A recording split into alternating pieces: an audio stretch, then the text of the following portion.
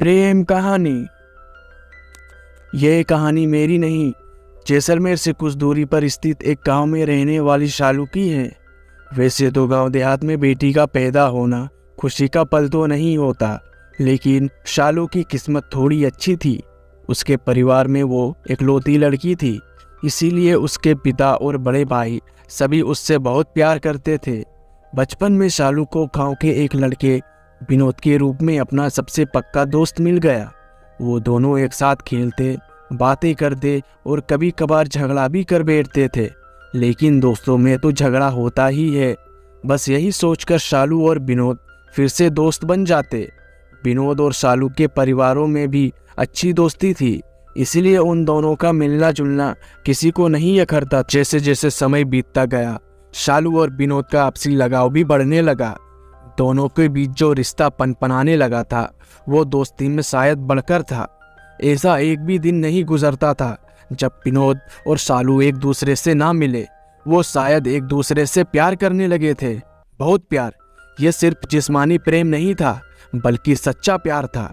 विनोद के परिवार वालों शालू को बहुत पसंद करते थे और विनोद भी शालू के परिवार को अच्छा लगता था।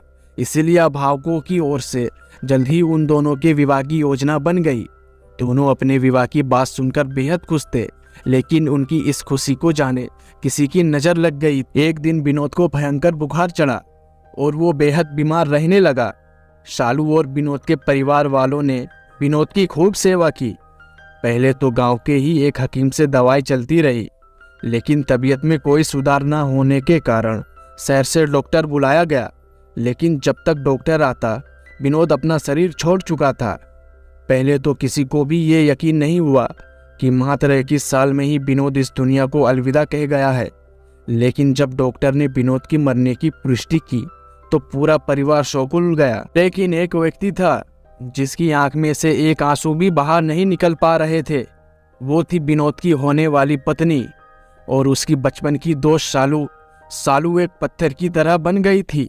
उसने अपना एक बहुत गहरा प्यार जो खो दिया था।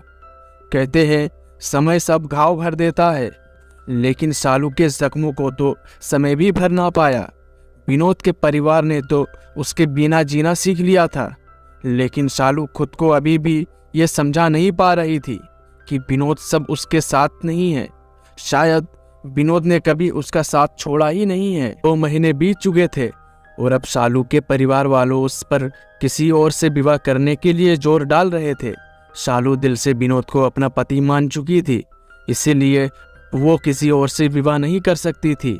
वो दुखी तो थी ही, लेकिन अब उसका मानसिक दबाव भी बढ़ने लगा था। लेकिन एक रात अचानक उसे विनोद की आवाज़ सुनाई दी। वो उस आवाज़ का पीछा करते हुए काफ़ी दूर निकल आई। उसे अपनी आंखों पर विश्वास नहीं हुआ, क्योंकि उसके सामने विनोद खड़ा था। विनोद ने उसे बोला कि वो उससे बहुत प्यार करता है और चाहे कुछ भी हो जाए, वो कभी उसे छोड़कर नहीं जाएगा।